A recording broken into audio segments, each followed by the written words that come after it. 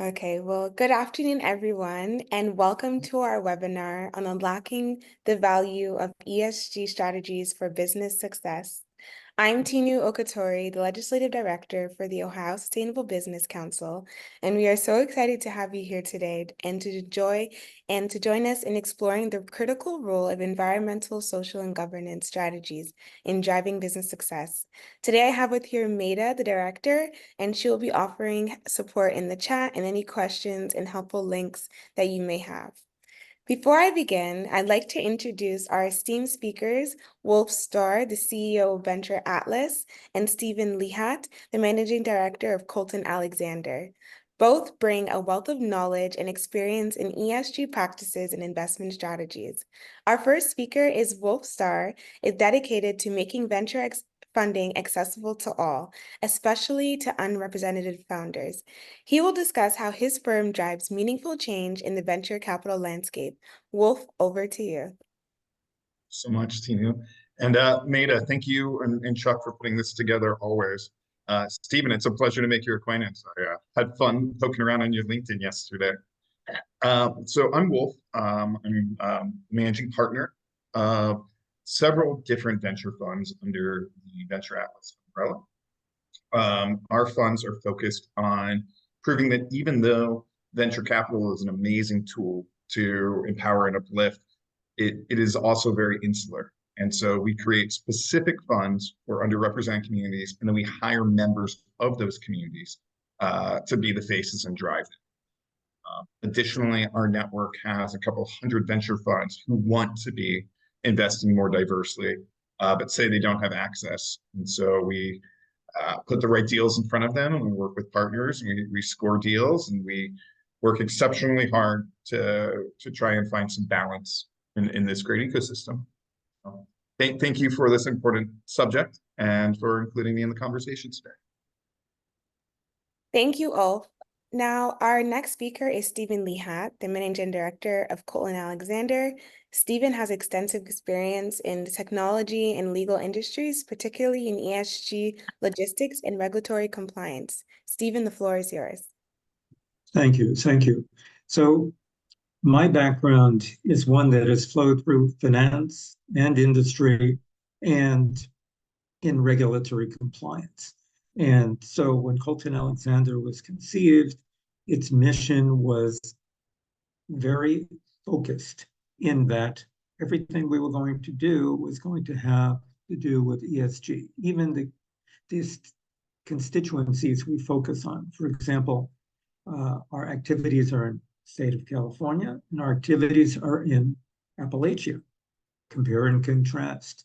We also deal with indigenous peoples, both in the United States as well as in Canada, particularly in the Northwest. And just this week, we're going to actually have a meeting involving Northeast tribes, and there are hundreds of tribes in America.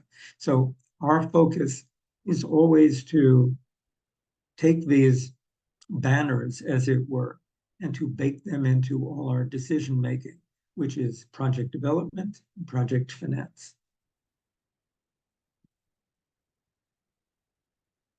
You're on mute. Apologies. Thank you, Stephen, for that. That was really informative, and it's great to hear about all the work you are doing. Now, to move into our panel discussion, I have a few questions prepared for our panelists. So I will start with Wolf. From an investment banking perspective, how do you see ESG influencing investment strategies and capital allocation? Yeah, so there are lots of terms like double bottom line, things like that. We like to point out that we can have a social return on investment along with a traditional return on investment.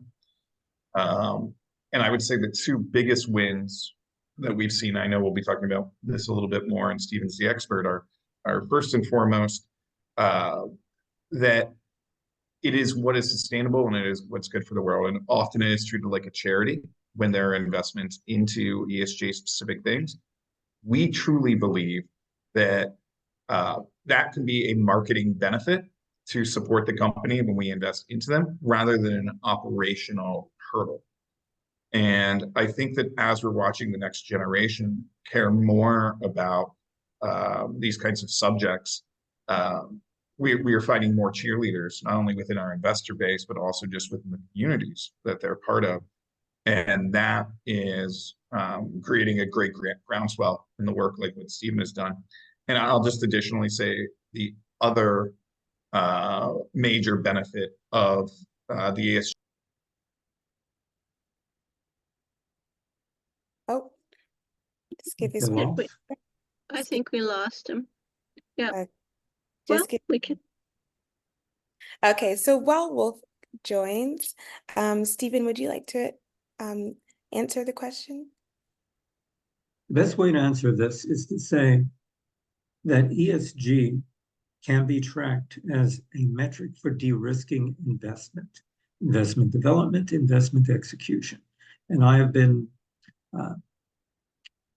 proclaiming that conclusion in front of different audiences for a number of years now, and nobody has really disagreed with me because I never look at this as a political ball being juggled, so to speak. This is something that can be tracked with metrics. So, for example, I'll do it. I won't do it in order. I'll talk about social. So social means meritocracy. So you say, well, that's just a nice thing to do. But in reality, the metrics have shown that if you have a board of directors which is mixed, you have mixed gender, mixed race, etc., you will do better than if you have one which is homogeneous. That shows it could be measured. Same thing with regards to the G part, the governance part. We all remember, well, maybe not everybody here, I'm older than most, remembers the story of Enron and other scenarios where corporate greed and lack of transparency led to a lot of smart people being duped and losing a fortune. Of course, you could go back to so many different scenarios of that sort. So the G in ESG is a measure of accountability that builds trust and de-risks the investment. And then finally, with regards to the E, the environmental piece, the sustainability piece is one which is not just a euphemism or a platitude. It's something which creates jobs and upgrades jobs. So, for example, if I have people in the Midwest that used to build dirty steel and suddenly they're building clean steel, they're going to make a lot more money and their health is going to be a lot better. And they're going to be contributing to new industry, creating revenue, helping their neighbors and themselves. And it's, again, measurable versus keeping things, with a glass ceiling. It's just really a really good example of this would be an integrated steel mill, because I got my first job out of school was in international specialty steel trading. That's a mouthful. And so things have come sort of full circle now that I'm in this conversation with regards to green steel, green aluminum, because these were the things that back then, decades ago, there was no such thing as green. And when I was an undergraduate, I went to the University of Cincinnati, but sometimes I would go through Pittsburgh, and Pittsburgh looked like Shanghai looks now. Dark sky, bad smell. We went to a wedding in Pittsburgh in 2006. It was beautiful. So things can be fixed. And so the quality of life. In fact, there was a study by a professor at the University of Akron that indicates that you start out with the quality of life and then industry follows versus the other way around, because otherwise you have company towns which are the lowest common denominator. So we're not talking here, again, about platitudes and euphemism. We're talking about measurable, positive change, which really gives a better life to society. Thank you. That was really good information. Thank you. Now, moving on to our next question. Wolf, I'll continue with you. What advice would you give to businesses that are looking to attract ESG-focused investors? Yeah, thank you. And my apologies, something popped up on the screen. I hit the wrong button. So thank you, Stephen, for picking up all of that. Yeah, so the first is to really own your why. And if you are focused on creating a company which is good for the world, you really need to own it. And that is really hard because traditional capitalism is built to ignore that and treat it as though it is um, a nice to have and not a need to have. But we truly believe in the funds that we oversee and our partners, that everything is a need to have. It's good for the world, good for the employees and whatnot. And as we're watching more and more philanthropic dollars being driven to different opportunities through donor advised funds, through programs like that, we're watching this next gen step up in a way where we really hope that our grandparents could figure out that they weren't quite ready. And uh, by showcasing what you're doing that is good, whether you're using ESG or DEI or whichever terms you're using, it is vital that that is part of the mix, but it's also vital that you remember that you need a business strategy. And so, for example, we have this amazing uh, friend of ours that runs a sustainability program down in Athens, and we have been begging for them to let us invest for years. And it's really cool. It turns the dirty coal water runoff into paint pigments. And that is something which becomes very sustainable, but it cleans up our rivers and our waterways and groundswells. But without having a fully functioning business strategy, we're not able to invest into them yet. And so it's really figuring out, I mean, we're not going to change the industry by getting small returns, by making investments and having them just be okay. So from the perspective of a company which is ESG focused, it's trying to raise money, you have to simultaneously show the benefit of your mission while also showing that you're not a charity, that you are a business that is ready to move forward. Thank you. That's really good to know. Stephen? I have a different angle on this, and that is don't greenwash. Don't use buzzwords and jargon. And instead of trying to be one of the gang, think in terms of establishing something. If you really are ambitious, become a B certified corporation, at least a public benefit corporation. Try to do things that make you walk the talk and not just talk the talk. I think this is one of the big things. I have had conversations with people in very, well, I would say high places that said a lot of things. And when I, mentioned natural decisions from where they were sitting, I received answers such as, oh, it's going to cost too much money and things of that nature. So if you want to be part of this universe, you need to not just be dropping words and publicizing things, and then at the moment of truth saying, whoops, and just trying to work your way out of a given conversation. I think the most important thing is to build trust and to know where you're going. And you don't have to, and there's a lot of ways to be part of the ESG conversation. So for example, there are solutions which I call proactive solutions. Let's say energy transition from, well, let's say from gasoline to hydrogen or electricity. And then there are adaptive solutions. And nobody really talks a lot about adaptive solutions, but those are the things that you need immediately. So for example, let's say outside was all of a sudden 10 degrees hotter. And if you're in a place like Phoenix or what have you, that could be, you can't even live. Or let's say the water level is coming up, and if you're in a place like New Orleans, you have a big problem. There are solutions to that are being worked out. And those solutions are necessary because it's not something that you could say, oh, we're going to roll this out in 2035 or 2050.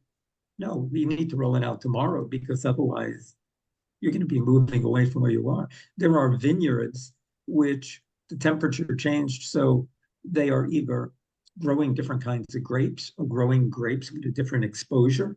They need to do things now. And so that's the difference between saying, woe is me, and we got to do something, and actually doing something.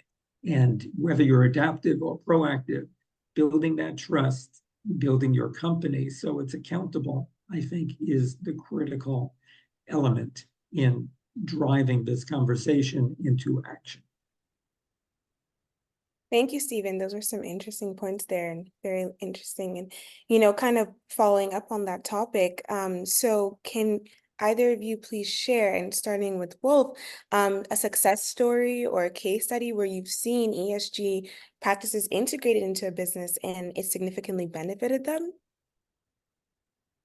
Yeah, I'll tell you about one of our newest investments that we're really proud of. So it was a company that was based, originally founded in Cleveland, and then got a ESG program, I think out of Louisiana, that brought them down there to help them really build out their company and their concept and whatnot. And they're focused on creating horizontal wind turbines that get attached to solar rooftops and whatnot, mostly on commercial. And what's really special and unique about them are that when we have these solar panels on the roofs and they're generating a lot of the power, when nighttime comes, they have to have a lot of different backups. They need to have a lot of different systems. But if there is any wind moving, then it is able to keep those batteries moving and have less storage time, less programs like that. And so we were able to get them to move back to Ohio by leaning on some of the benefits that we have as a state, and by rallying some of the organizations where they can get the lake effect out of the Cleveland area to be able to generate it and whatnot. And it's a good business move for them to move back up there because it's a great concept. It does a lot of things really, really well. But simultaneously, they were able to get the attention of other investors by saying that they're moving back to the area because they are sustainable. And although they are not a B Corp, they have used a lot of the practices of what that process takes in order to build their story and to get money out of groups like SBIR from the Air Force and whatnot, to show that they could be well used all over the world. And without their sustainability process and their environmental focus, they would not have relocated back here, and they would be a lot further away from where they'll be able to grow as a company. Well, that sounds like really successful integration. Thank you for sharing. Stephen, do you have an example? I would say this: we're doing a lot of waste to energy projects, and if not for the focus on ESG and also a lot of government support, which is sort of the elephant in the room now with all the geopolitical things going on, they would have not embarked upon these projects, which right now is a group of 7, which will amount to hundreds of millions of dollars of revenue coming out of it, which wouldn't have even been embarked upon, and involves so many different elements, from biochar to electricity to carbon credits and on and on and on. And all of these are very complex disciplines, which, well, frankly, are nascent now. They're sort of new, fangled. And by mastering the process, we've opened doors to folks that really otherwise would not be part of sort of a revolutionary part of the economic system. So I think that, the timing is a crucial thing, and we've been told in uncertain terms over the last year in particular that one needs to move as quickly as possible. I know I've been involved with different hydrogen hub organizations, and the necessity of movement rather than conversation is really upon us. And now, of course, nobody knows what the political situation is going to bring just a few months from now. But the point is that the opportunity is at hand right now, and it's for companies to really try to seize that opportunity, because from what I've seen, there's never been anything like this before, and there may not be anything like this in the future. Thank you. That was really informative. Now, moving on to our next question. What are some of the common challenges that business face when they are trying to implement ESG practices, and how can they overcome them? I know you touched onto a few of these, but if there's any more that business owners and, investors can be aware of, and how can they overcome these challenges? I'll just kick this off by saying, and I don't want to be redundant, explaining that it is not a negative Hmm. to be focused on ESG and being good. There is a whole scale, and Stephen works on some much larger projects than a lot of ours. That a lot of my friends who are focused on big hydrogen energy projects across the country are having to really, really own the fact that this is not only a positive, but a necessary part of the future and of success. And that those investors who are not paying attention to it, or in a worst case, are fully against it. There are lots of funds who say if it's a B Corp, we don't even look at it, we don't even touch it. I want to give great credit to Stephen for calling out that that is a big plus. And it's also figuring out who you're talking to. Hmm. If you're trying to raise funds at different stages, you'll want to find your competitors and your partners and whatnot, and figure out who has supported them. Because whether we're talking about angel investors, friends and family, all the way up to larger funds and other programs, figuring out who's already there is going to save you a ton of time. And it's not something where a pitch book or a VC lab or something is going to be able to give you that list for. It really breaks down to figure out who cares about the space, because that is your target audience, and you'll save a lot of time. Thank you. And Stephen? I would say that the most significant thing is to create a recognition that there is complexity. It's sort of like building the parachute on the way down, because you're going to have to be very, very creative. But on the other hand, to assure those you work with that you can do the heavy lifting and you can break things down so you don't talk jargon, you don't set off an alarm that they're in the deep end and they really don't know what to do. On the contrary, you say everything is going to be all right and we're going to work it out. As long as you're coachable, it is going to turn out okay. And I think that that's sort of an outgrowth of what Wolf said, that if you say certain words, people get nervous because they don't really know about the opportunity as much as, all the noise, which makes it scary.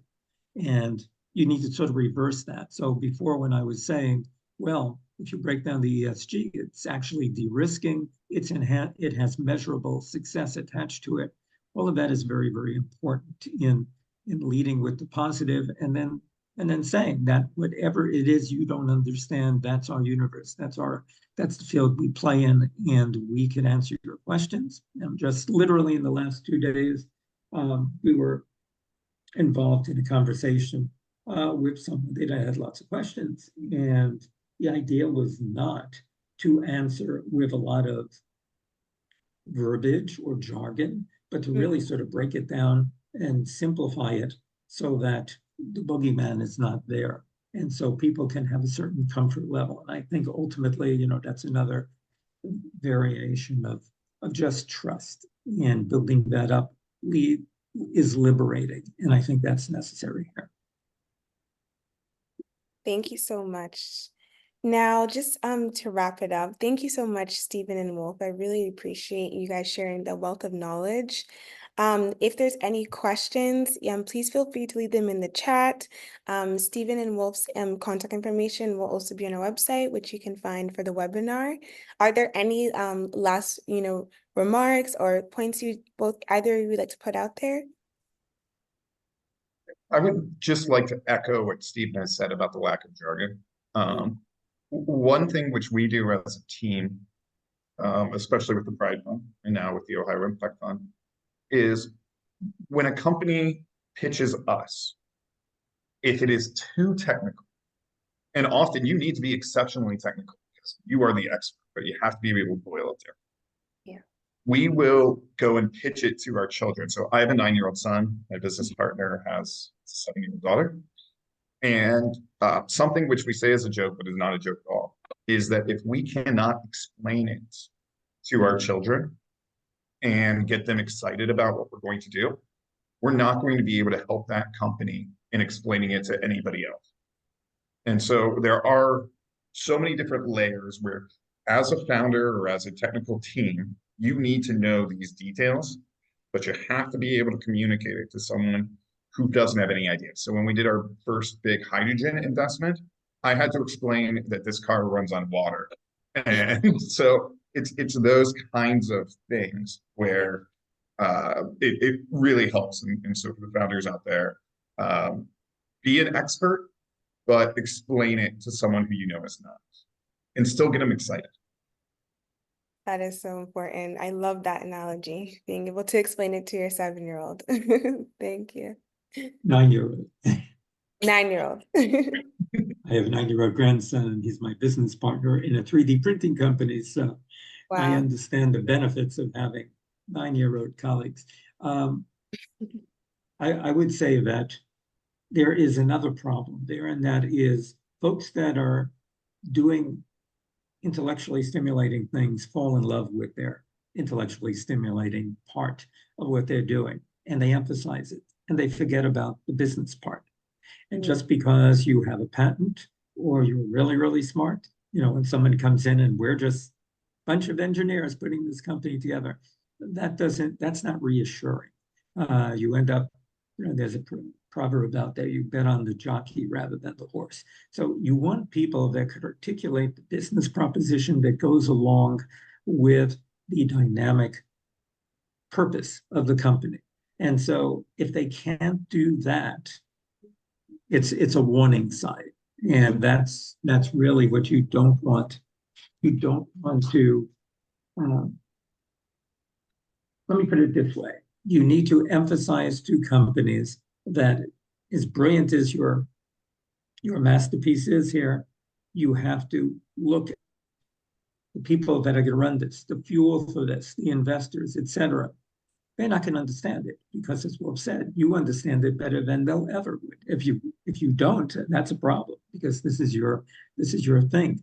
But you have to also have people in your team, if not yourself, that fully understand the aspects of finance and the aspects of marketing and really what's in it for the investor. And if you don't have that in your team, then you're not going to create a real company. If you don't create a real company in the ESG universe or any other universe, you're not going to be able to spread the benefit of what you're attempting to do. It's just going to be an intellectual exercise, like in the university, an ivory tower.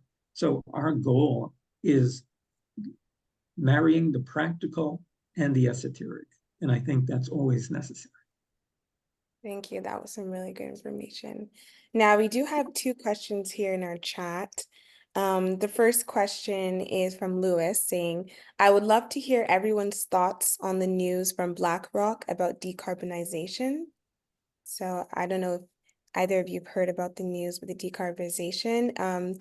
Lewis, if you do have more questions on this, I can do more research and get back to you on that outside of the webinar, but I don't know if either of you have heard about this. Or if not, feel free to Lewis. I'll put our contacts in the chat, and either Stephen, Wolf, or I can send you an information about that. Okay. Now the next. Do you have anything to say on it? I'll just say it's been really interesting following BlackRock for the last 6 months and beyond. I'm not specifically up on what the decarbonization is, but it has been very interesting when they make a move, how many others make a move with them. So I'm very thankful because this gives me homework to dig in and learn. Thank you. Okay, the next question is from Daniel. It says, what are some of the effective strategies for mitigating greenwashing? Stephen, would you like to take that one? Well, I don't know. This is very interesting because just last week I was interviewed by a magazine in a sustainability magazine out of Texas of all places, and and uh, and so I had had lots of conversations over the summer, which really smacked of greenwashing, and so I was ready for sort of, you know, to bare my soul, as the case might be, about greenwashing. And because I had spoke to a lot of people in very high levels, and then at the moment of truth, it was just conversations and grandstanding and not really carrying through on a lot of things. And so I went into that, and it was interesting that it was not only projects, but it was even access to information where the government was blocking information to which would otherwise have been friendlier to projects and matching projects and financing, et cetera. And I was sort of calling them out without trying to burn any bridges, so no names were mentioned. But I really calling people out without burning those bridges is one way to do that, because ultimately people say a lot of things. And also I'm going to give an example. I don't want to burn any bridges, so I'm not going to say what state it involved or what have you. But there was a project, and this project, everybody was really, really excited that they were building this steel plant, and it was going to create jobs. And I said, tell me more, because that's something I know quite a bit about. And then, in essence, it was a mini mill which melted scrap. And when I heard that, it was sort of like so underwhelming because, first of all, there's a scrap shortage in the world. Secondly, mini mills have much smaller quantities, and it was not a state-of-the-art mini mill, which means technology from going way back to the 70s or 60s. Yeah, and there are many mills being built in Germany which recycle all the gases, what have you. Anyway, it was disappointing, and all of a sudden you have all this trumpet and tremendous publicity, and it's in the newspaper, and it was so underwhelming. And I sort of felt bad for the folks that were so excited about it, because they didn't realize that it was, I guess it would create some jobs, but it's sort of like, if I compare that with some of the Biden subsidies which just came out. For example, there was $500 million which was given to a Swedish mill, which is actually the only mill in the world that's really making green steel. They're selling it to Volvo and they're selling it to Mercedes. But I digress. The point is that they got $500 million to build in the United States 2 different facilities in 2 different states. That's real. That's going to create a whole bunch of jobs and really going to clean up the atmosphere, et cetera, et cetera, et cetera.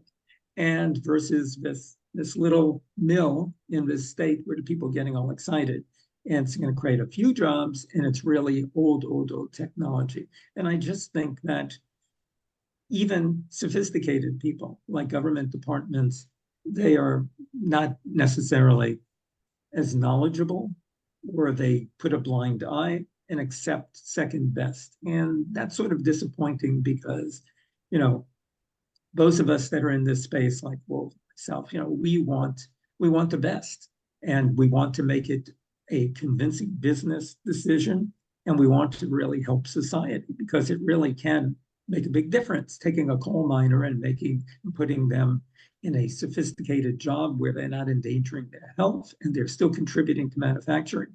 That's a big deal. So there's a lot going on here. But then again, there are other voices that sort of make things pretty murky. So just wanted to make that comment. Thank you, Stephen. Now, the next question we do have ties into our next segment, which I was going to touch on. So I'm going to touch on it first, and then I'll give the floor to either of you to answer the question. So focusing and shifting our conversation to legislative challenges, businesses, as we may know, are often facing pushback when implementing ESG practices due to regulatory hurdles and constant changing policies. Here at the OSPC, we are currently actively engaging with policymakers to advocate for cleaner and more consistent regulations by participating in legislative discussions and providing feedback. And we aim to, shape policies that support sustainable business practices in Ohio and the Appalachian region. There's a lot of public skepticism, lots of misinformation about ESG, which we know has posed a lot of challenges, especially in the last recent years.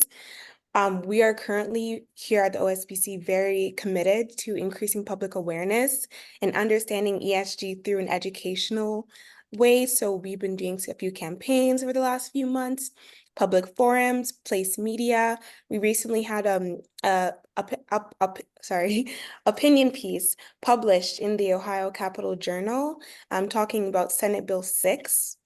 And just to give a little bit of background, Senate Bill 6 is a bill in Ohio that aims to prohibit state pension systems from considering ESG factors in their investment decisions.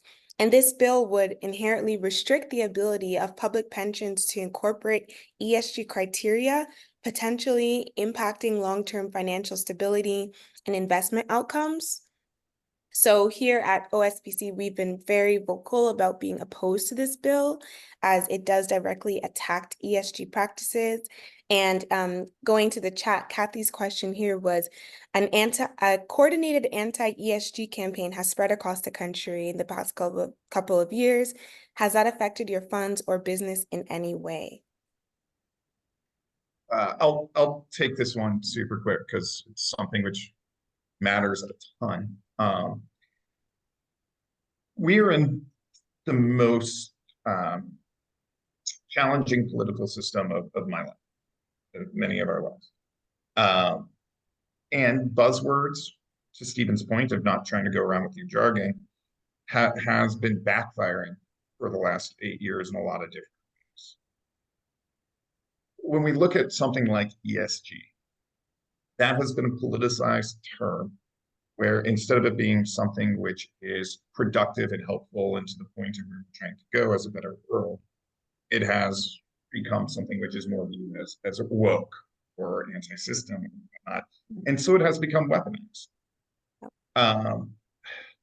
It's frustrating and it's exhausting, but at the same time, it's not affecting groups like mine as much because we're not going after pension funds. We are working with individuals, family offices, institutions, groups like that who have their directives and their focuses. So it's not directly affecting me, but what it is doing is it is changing the narrative of what is talked about throughout the barbershops and the restaurants in our communities. And that is very, very hard. So even though it has not had an effect on our business so much, the fact that it's a conversation and a talking point and a pain point and a whistle that is able to be out there, that is where we're feeling the pain. And that's where the companies which we fund are having to, we have this amazing, and then I'll toss back to Stephen so I'm not too long-winded, but we have this amazing third generation school bus company that is now doing all electric school buses in Dunkirk, Ohio. Wow. A very, very small town. Look it up, you'll find on the map, and it's in between two other places that you'll find on a map, but it's amazing because they are very anti using these terms. They're a amazing rural focused family business that just realized this is good for business and good for the world. I don't think they would ever use the term ESG, but what they're doing, it certainly fulfills our goals. And it's great for their city as far as job creation. I think they've hired more people to live in that city. And also they're making our school buses smarter and safer. So it's the term which is painful, much more than it is the true effect of the bills and the laws which are coming in. Thank you, Wolf. That's really informative and great to hear about those initiatives happening even in our state of Ohio. So thank you. Stephen, do you have anything to touch on this topic? Yes, and that's probably because my background in regulatory law is really one Nice. doesn't intend legal labels, one intends actual meanings to things. So, as I said earlier in today's conversation, when I was breaking down ESG, I don't have to use ESG to talk about we have a metric that we want the board to have this kind of composition because it shows that it's going to have a better return on investment. Or we want to do governance in this fashion because it's going to be an anti-fraud piece. Nobody's against that. Or we want to build a sustainable widget or gadget because we're not even going to call it sustainable. We're going to want to build this widget or gadget because it's going to create 5,000 jobs and it's going to help the community, et cetera, et cetera, et cetera. So it's just a question of if labels are inflammatory, don't use them. The fact is, if you're basing everything you do on labels, well, that ends up being greenwashing. So labels are not the big thing. And people that want to politicize the labels and say, you're not allowed to use ESG, what have you, that doesn't matter. Because basically you could take each one of those components and work them into your calculus on what you're going to do, even if you're a big pension fund, how you're going to invest your money. You just simply have to articulate it as having a business reason. All of this has a business reason. So I don't see this as a giant thing to conquer. Things are politicized, but it goes both ways, because you want to forbid it, but on the other hand, the other people want to use it for greenwashing. So as far as I'm concerned, the labels are just a distraction. They're a red herring. The real thing is what this stuff stands for. Thank you, Stephen. Thank you, Wolf. Now, I just want to mention that here at the OSBC, since we are working, in engaging in conversations with policymakers and having important conversations, we would love everyone's support. So this is kind of our call to action. So we are going to be, creating a sign-on letter of opposition. And I will reach out to everyone who's joined this call and our subscribers. And if you would like to also join in or do some place earned media, we are open to offer assistance with writing and editing. For any assistance, we can provide templates for speaking points and talking points to defend ESG in our state and across the nation. So thank you very much for sharing that. Moving on to our next session, we would just like to open the floor for any questions, networking. Thank you so much, Stephen and Wolf. I learned so much from this today, and there's even so much more I'm sure we can engage in as this conversation is currently ongoing. It is wonderful to hear of the work you are both doing, and I wish you the best in all your endeavors. Thank you so much for joining and all of our people who joined on today. So if you have any questions, feel free to add in the chat. Meta, our director, has also put Stephen and Wolf's contact information in the chat box, so you can find their emails and Colton Alexander and Adventure Atlas, and reach out to them if you have any further questions or conversations. So just now we're gonna, close off for some networking. Please feel free to share and chat and engage and connect out on LinkedIn. Thank you everyone for joining us today. I hope you found the webinar informing and inspiring. A recording of the session will be available on YouTube for those who weren't able to attend. So have a great day. Thank you.